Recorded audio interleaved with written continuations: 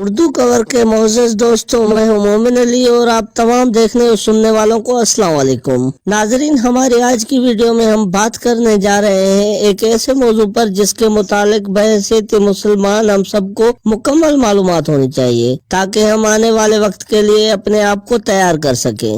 دجال کی آمد ایک ایسا موضوع ہے جس کے متعلق حدیث کی کتابوں میں کئی جگہ پر ذکر ملتا ہے، اور جس طرح ہر آنے والی نبی نے بھی اپنے قوم کو اس فتنے کے بارے میں آگاہ کیا ہے، اسی طرح نبی کریم صلی اللہ علیہ وآلہ وسلم نے بھی اپنی امت مسلمہ کو دجال کے فتنے کے بارے میں متعدد مرتبہ خبردار کیا ہے۔ اس کی آمد کی کئی طرح کی نشانیاں بتائی اور اسے بچنے کے لیے کئی طریقے بتائے۔ چنانچہ اسی سلسلے میں ہماری کی آج کی اس ویڈیو میں دجال کے بارے میں ایک طویل حدیث کا ذکر کرنے جا رہے ہیں جسے حدیث جساسہ کہا جاتا ہے۔ اس حدیث کے مطابق ایک صحابی حضرت تمیم داری رضی اللہ تعالیٰ عنہ نے دجال سے بظاہر خود ملاقات کی تھی، اور بعد میں اسلام لانے کے بعد انہوں نے اس واقعے کا ذکر حضور پاک صلی اللہ علیہ وآلہ وسلم سے کیا تھا، جس کی آپ صلی اللہ علیہ وآلہ وسلم نے تصدیق کی اور اس کے متعلق ایک طویل خطبہ دیا۔ ناظرین، فاطمہ بنت قیس کی روایت کے مطابق ایک مرتبہ حضور پاک صلی اللہ علیہ وآلہ وسلم اپنی نماز پوری کرنے کے بعد مسکراتے ہوئے منبر پر تشریف لائے اور فرمایا کہ تم میں سے ہر کوئی شخص اپنی نماز کی جگہ پر بیٹھا رہے، اور پھر ارشاد فرمایا کہ کیا تم لوگ جانتے ہو میں نے تم لوگوں کو کیوں جمع کیا؟ صحابہ کریم نے فرمایا کہ اللہ اور اس کا رسول ہی بہتر جانتے ہیں۔ چنانچہ آپ صلی اللہ علیہ وآلہ وسلم نے ارشاد فرمایا کہ اللہ کی قسم، آج میں نے تمہیں اللہ سے ڈرانے یا اللہ کے حکم کی ترغیب دینے کے لیے نہیں روکا، بلکہ یہ بتانے کے لیے جمع کیا ہے کہ تمیم داری ایک نصرانی شخص تھے۔ بس وہ آئے، انہوں نے اسلام کا ذکر سنا اور مسلمان ہو گئے۔ انہوں نے مجھے ایک ایسی بات بتائی جو اس خبر کی تصدیق کرتی ہے جو دجال کے بارے میں تمہیں پہلے ہی بتا چکا ہوں۔ انہوں نے بتایا کہ وہ قبیلہ بنو جسام اور قبیلہ بنو لخم کے 30 لوگوں کے ساتھ ایک کشتی میں سوار ہو کر بحری سفر پر نکلے۔ ایک ماہ تک سمندری موجیں انہیں دھکیلتی رہیں اور بالآخر ایک جزیرے پر جا پہنچا۔ اس وقت سورج غروب ہو چکا تھا۔ وہ لوگ چھوٹی چھوٹی کشتیوں میں سوار ہو کر جزیرے میں داخل ہوئے، جہاں انہیں ایک جانور دکھائی دیا جو کہ موٹے اور گھنے بالوں والا تھا۔ اس کے جسم پر بال اس قدر کثرت سے تھے کہ وہ آگے اور پیچھے دونوں طرف پہچانا نہیں جا رہا تھا۔ انہوں نے اس سے پوچھا، اے مخلوق، تیرے لیے ہلاکت ہو، تو کون ہے؟ جس کے جواب میں اس نے کہا کہ اے قوم، وہ سامنے دکھائی دینے والے گرجے میں چلو، کیونکہ وہ تمہاری آمد کی خبر میں بہت دلچسپی رکھتا ہے۔ وہ لوگ یہ سن کر گھبرا گئے، انہیں شک ہوا کہ یہ کہیں کوئی جن نہ ہو، لہٰذا وہ جلدی جلدی چلے یہاں تک کہ وہ گرجے میں داخل ہو گئے۔ وہاں انہوں نے ایک ایسا طویل و قامت شخص دیکھا کہ انہوں نے آج تک ایسا انسان کہیں نہیں دیکھا تھا۔ وہ بہت سختی کے ساتھ بنا ہوا تھا، اس کے دونوں ہاتھ گردن کے ساتھ بندھے ہوئے تھے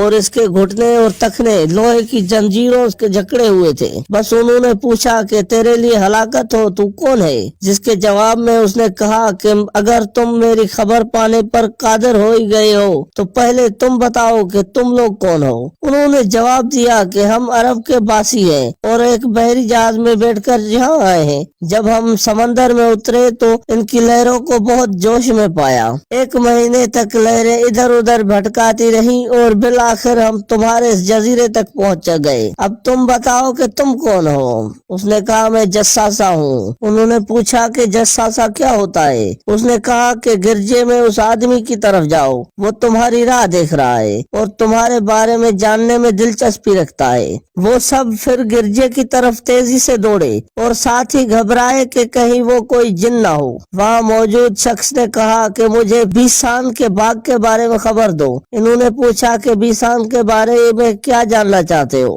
اس نے کہا کہ میں اس باغ میں موجود کھجوروں کے پھل کے بارے میں جاننا چاہتا ہوں۔ انہوں نے اسے بتایا کہ ہاں، ان درختوں پر پھل آتا ہے۔ جس کے جواب میں اس شخص نے کہا کہ عنقریب وہ وقت آنے والا ہے جب وہ درخت پھل دینا بند کر دیں گے۔ پھر اس نے کہا کہ مجھے بحر تبریہ کے بارے میں خبر دو۔ उन्होंने पूछा कि इसकी किस चीज के मुतालिक तुम जानना चाहते हो। उसने कहा कि मैं जानना चाहता हूँ क्या उसमें अभी भी पानी मौजूद है। उन्होंने कहा कि हाँ, उसमें अभी कसरत से पानी मौजूद है। जिसके जवाब में उसने कहा कि अनकरीब वो जमाना आएगा जब इसका सारा पानी खत्म हो जाएगा। फिर उसने कहा कि अब मुझे जगर के चश्मे के मुतालिक बताओ। चुनाचे उन्होंने पूछा कि उसकी किस चीज के बारे में तुम जानना चाहते हो। उसके जवाब में उसने कहा कि क्या उस चश्मे के पानी की मदद से वहाँ के लोग खेती बाड़ी करते हैं। उन्होंने जवाब दिया कि बेशक वो चश्मा कसीर पानी वाला है और वहाँ के रहने वाले उसके पानी से खेती बाड़ी भी करते हैं। फिर वो कहने लगा कि अब मुझे उम्मियों के नबी के बारे में कुछ बताओ कि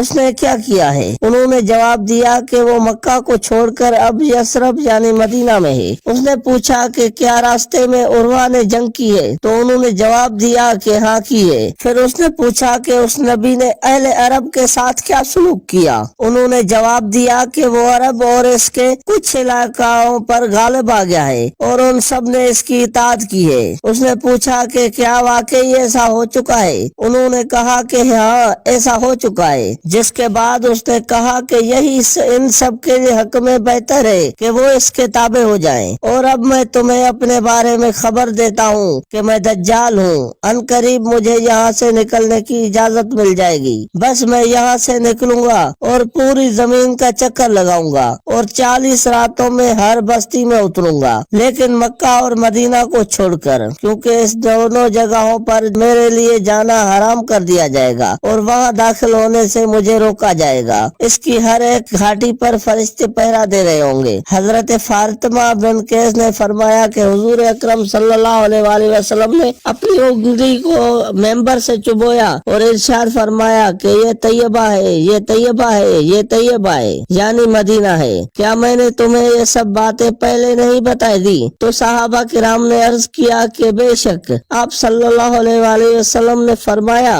कि बेशक मुझे तमीम की इस खबर की खुशी है, क्योंकि ये उन बातों की तस्दीक करती है जो दज्जाल और मक्का मदीना के बारे में मैंने तुम सबसे बयान कर रखी है। बस आगाह रहो कि दज्जाल शाम या यमन के समंदर में नहीं, बल्कि वो मशरिक की तरफ है। और आपने मशरिक की तरफ हाथ से इशारा किया। हजरत फातिमा बिन कैस ने फरमाया, बस ये सारी हदीस मैंने आपसे याद कर ली। नाजरीन, क्योंकि ये तमवील हदीस है और इस हदीस में तवीलुल कामद इंसान का जिक्र भी है जिसका नाम जसासा था। शायद यही वजह है कि इसी निस्बत से इसे हदीस जसासा कहा जाता है। जी तो प्यारे साथियों, हमारी आज की वीडियो यहीं तक थी। वीडियो के बारे में आप लोगों की राय क्या कहती है, कमेंट सेक्शन में हमारे साथ जरूर शेयर कीजिएगा। इंशाल्लाह आपसे मुलाकात होती है अगली वीडियो में। तब तक अपना और अपने प्यारों का ढेर सारा ख्याल रखिएगा। अल्लाह निगहबान।